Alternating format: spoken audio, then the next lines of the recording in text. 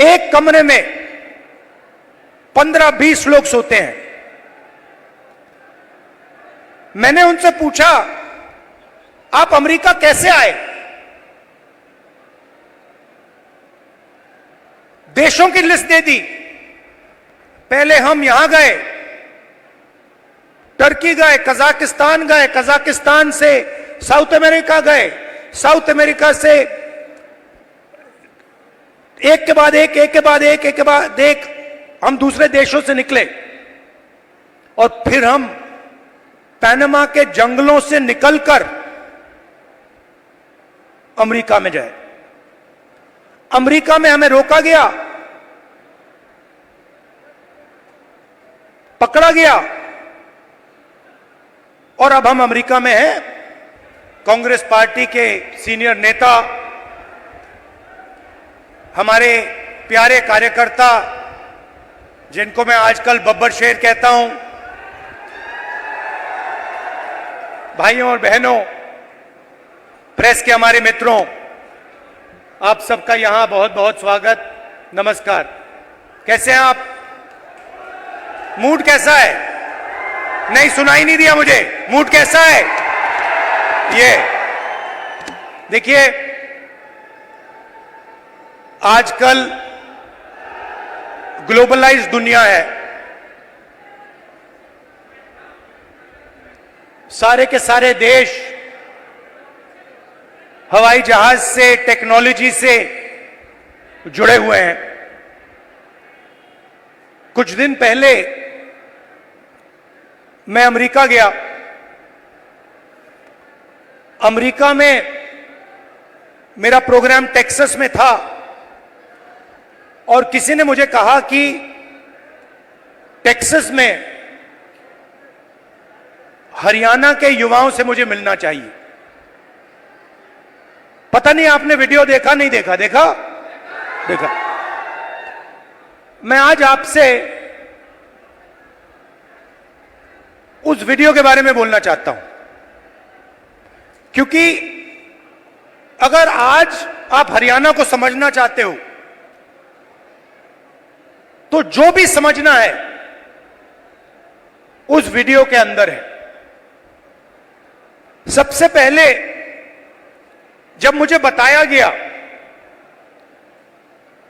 कि हरियाणा से हजारों लोग,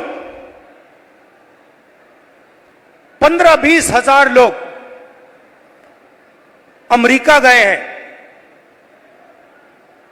मैं हैरान हुआ। हरियाणा से इतने लोग अमेरिका क्यों जा रहे हैं, मेरे दिमाग में सवाल उठा। और फिर मैं डैलस में आपके भाइयों से एक छोटे से घर में जाके मिला। मैं आपको बताना चाहता हूं, आपके भाई डैलस में एक कमरे में 15-20 लोग सोते हैं। मैंने उनसे पूछा, आप अमेरिका कैसे आए? देशों की लिस्ट दे दी। पहले हम यहां गए, टर्की गए, कजाकिस्तान गए, कजाकिस्तान से साउथ अमेरिका गए, साउथ अमेरिका से एक के बाद एक, एक के बाद एक, एक के बाद एक हम दूसरे देशों से निकले और फिर हम पनामा के जंगलों से निकलकर अमेरिका में जाए। अमेरिका में हमें रोका गया, पकड़ा गया और अब हम अमेरिका में हैं। रास्ते की कहानी बताई। राहुल जी, रास्ते पे माफिया के लोगों ने एक बार नहीं, अनेक बार हम सबको लूटा। हम समुद्र में से निकले, जंगलों में से निकले, पहाड़ों में से निकले। हमारे भाइयों को मरते हुए हमने देखा है। जंगल में मरते हुए देखा है, गिर कर मरते हुए देखा है, अपनी आंखों से देखा है। फिर मैंने सवाल पूछा, मैंने कहा कि भैया ये जो आपने सफर किया है, आप अमीर लोग तो नहीं हो, इस सफर के लिए, प्लेन टिकट के लिए, नाव के लिए, गाड़ी के लिए आपने कितना पैसा दिया? अमेरिका में घुसने के लिए आपने कितना पैसा दिया? राहुल जी, कम से कम 35 लाख रुपए अमेरिका में जाने के लगते हैं। फिर मैंने सवाल पूछा, भाई एक बात बताओ, आप 35 लाख रुपए ब्याज लिए हो या आपने अपना खेत बेचा? आधों ने कहा कि भैया हमने अपना खेत बेचा, दूसरों ने कहा हम ब्याज लिए। मैंने कहा किस रेट पे ब्याज लियो? कहते हैं 2% प्रति महीना। फिर मैंने पूछा, भैया एक बात समझाओ, आपने 30 लाख, 35 लाख, 50 लाख कर्जा लिया है, आप अमेरिका जा रहे हो, 50 लाख रुपए से तो आप हरियाणा में ही बिजनेस चला लोगे। जैसे मैंने ये बात बोली हंसने लग गए, कहते राहुल जी क्या बोल रहे हो आप? 50 लाख रुपए से हरियाणा में बिजनेस नहीं चालू हो सकता है। अगर हमने 50 लाख रुपए, ये 50 लाख रुपए हरियाणा में बिजनेस चालू करने के लिए लगा दिए होते तो हमारा बिजनेस फेल हो जाता। किसी ने मुझे यह भी कहा कि राहुल जी मैंने ट्राई किया, फेल हो गया, बेरोजगारी है, महंगाई है। और जब उन्होंने मुझे बोला, मुझे दुख हुआ, उन्होंने बोला राहुल जी हरियाणा में हमारे जैसे लोगों के लिए अब कुछ नहीं बचा है। अगर एक युवा गरीब है, अरबपति का बेटा नहीं है, तो ना उसे बैंक लोन मिल सकता है, ना वो बिजनेस चालू कर सकता है, ना वो पब्लिक सेक्टर में जॉब पा सकता है, ना वो आर्मी में जा सकता है। एक के बाद एक, एक के बाद एक, एक के बाद एक, एक के बाद एक सारे दरवाजे आपके बंद कर दिए गए हैं।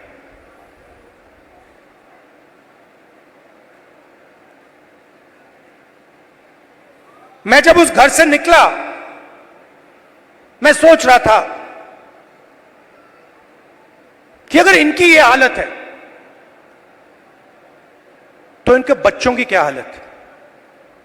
ये तो यहां है, कोई ट्रक चला रहा है, कोई जॉब कर रहा है, पैसा कमा रहे हैं। मेरे माइंड में आया कि इनके बच्चे क्या कर रहे हैं, इनकी फैमिली क्या कर रही है। कमरे में मैंने बात उठाई थी, मैंने कहा कि आप फैमिली से मिलते हो? नहीं राहुल जी, हम 10 साल के लिए अपने बच्चों से नहीं मिल पाएंगे, अपने परिवार से नहीं मिल पाएंगे, हमारे माता पिता मर जाएंगे मगर हम वापस नहीं जा पाएंगे। और फिर एक व्यक्ति ने मुझे कहा राहुल जी एक काम कीजिए, जब आप वापस हिंदुस्तान जाएंगे तो आप 5 मिनट के लिए हमारे परिवारों से मिल लीजिए और उनको कह दीजिए कि हम ठीक हैं, हम सलामत हैं। मैंने उनसे कहा कि भाई बताओ, आपके पास तो मोबाइल फोन तो होगा, वीडियो कॉल करते होगे, तो उनको तो मालूम होगा। वो मुझे कहते हैं नहीं राहुल जी, वो मानते नहीं है, हम वीडियो फोन पे कॉल करते हैं और हमारे बच्चे मानते नहीं है कि हम ठीक हैं। अजीब सी बात है। फिर मैं करनाल गया सुबह 4 बजे, कि मैं चाहता था कि मीडिया वाले ना पकड़ लें, मुझे तंग करते हैं। मैंने इनको मित्रों कहा, मतलब ये हैं अदानी के मित्र, अंबानी के मित्र, तो मैं गया 4 बजे सुबह, वहां बैठ गए, बातचीत शुरू। एक मेंबर परिवार का यूएस में वीडियो कॉल चल रहा है, 6-7 लोग उस साइड डैलस में बैठे हैं, 20-25 लोग परिवार यहां बैठे हैं। मैं सोच रहा हूं ये हो क्या रहा है। और फिर छोटा सा बच्चा दौड़ता हुआ वो कंप्यूटर के पास जाता है, कंप्यूटर को ऐसे पकड़ता है और इतनी जोरों से चीखता है कि मैंने मतलब शायद अपनी लाइफ में ये चीख नहीं सुनी। कांपता हुआ चीखता है, पापा पापा पापा वापस आओ। और पिता कुछ नहीं कह पाता है।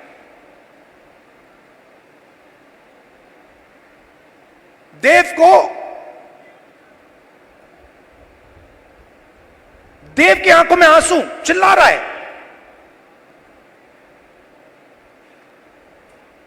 और पिता हजारों किलोमीटर दूर मुस्कुराने की कोशिश कर रहा है, नहीं मैं ठीक हूं। किसी ने कहा बच्चा इमोशनल हो गया। मैंने माइंड में सोचा कि इमोशनल हो गया, इसके हर रोज सीने में छुरे लग रहे हैं। इमोशनल शब्द का क्या मतलब है? वो अपने पिता को 10 साल के लिए नहीं देखेगा, छू नहीं पाएगा, गले नहीं लग पाएगा। क्यों? क्योंकि हरियाणा की सरकार ने हरियाणा को नष्ट कर दिया है, खत्म कर दिया है। वो देव की चीखें नहीं थी, वो हरियाणा के हर युवा के चीखें हैं।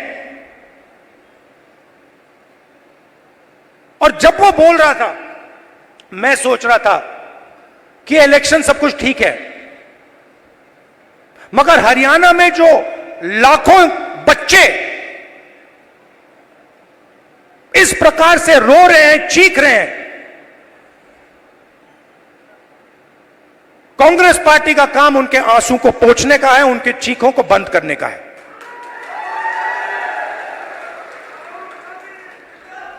अब देव रो क्यों रहा है, यह मैं आज आपको समझाना चाहता हूं। नरेंद्र मोदी जी ने, हरियाणा की सरकार ने सिस्टमैटिकली इस देश का जो रोजगार का सिस्टम है उसको खत्म किया है। वो जो युवा अमेरिका गए हैं, छोटे से घर में 20-25 एक कमरे में रह रहे हैं। एक वहां पे था जिसको एक्सीडेंट हो गया, चल नहीं पा रहा है।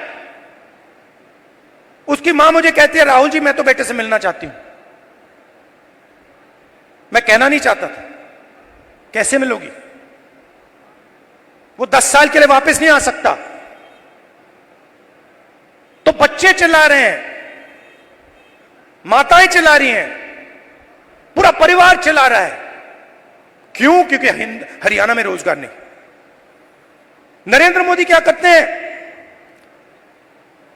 काले कानून लाते हैं। जो है आपके पास, जो आप पूरे देश को देते हो, वो भी छीनने की कोशिश करने हैं। कल मैं जम्मू कश्मीर गया, वहां पे कंप्लेंट आ रही है, भैया हमारा सेब का पूरा बिजनेस ठप हो गया, अदानी जी को दे दिया है। हिमाचल में सेब का बिजनेस अदानी को जाता है, यहां पे आपको सही दाम नहीं मिलता है, स्टोरेज कंटेनर उनके।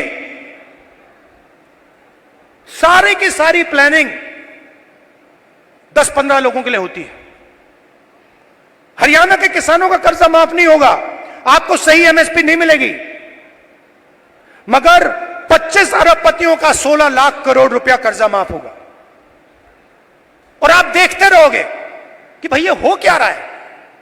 ये प्रदेश जो पूरे देश को भोजन देता है, यहां हो क्या रहा है।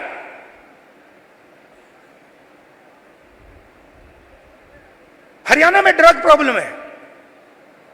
उन्होंने मुझे बताया कि राहुल जी, हरियाणा में ड्रग प्रॉब्लम बढ़ती जा रही है। गुजरात में अदानी के पोर्ट में हजारों किलो ड्रग्स पाया जाता है। आपने देखा 3000 किलो हेरोइन उनके पोर्ट में पाया जाता है। किसी को सजा हुई? मीडिया में लिखा? एक शब्द नहीं। एयरपोर्ट उनको चले जाते हैं, पोर्ट्स उनको चले जाते हैं। मोबाइल फोन चलाओ, जेब से पैसा उनको जाता है। सड़कों पे चलो, जेब से पैसा उनको जाता है। हवाई जहाज में जाओ, खरीदो, सारा का सारा उनके हाथ में। आपके लिए क्या?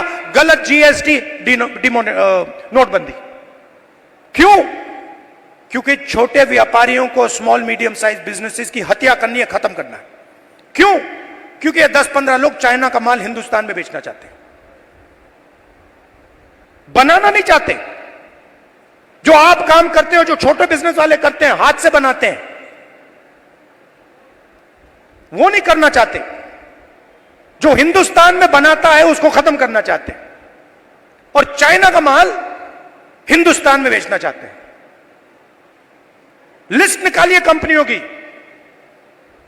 चाइनीज कंपनियों की लिस्ट निकालिए और देखिए उनका हिंदुस्तान में पार्टनर कौन है। चाइना के युवा को फायदा मिल रहा है, चाइना की सरकार को फायदा मिल रहा है, अरबपतियों को यहां फायदा मिल रहा है। नरेंद्र मोदी जी की मार्केटिंग हो रही है, और देव चिल्ला रहा है, चीख रहा है, मेरे पापा को वापस लाओ, मुझे अपने पापा चाहिए। मैं सोच रहा था जब मैं घर जाऊंगा मैं देव के लिए थोड़े खिलौने भेजूंगा। फिर मैंने सोचा क्या मतलब, खिलौने से क्या होगा, फुटबॉल से क्या होगा, क्रिकेट बैट से क्या होगा, वो तो अपना पापा चाहता है। तो ये हरियाणा की हालत है, और ये हम बदलना चाहते हैं।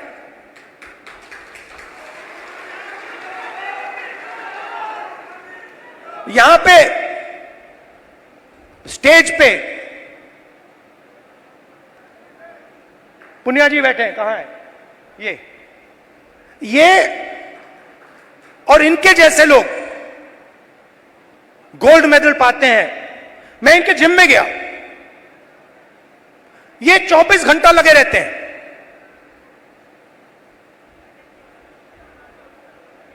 24 घंटा। क्यों?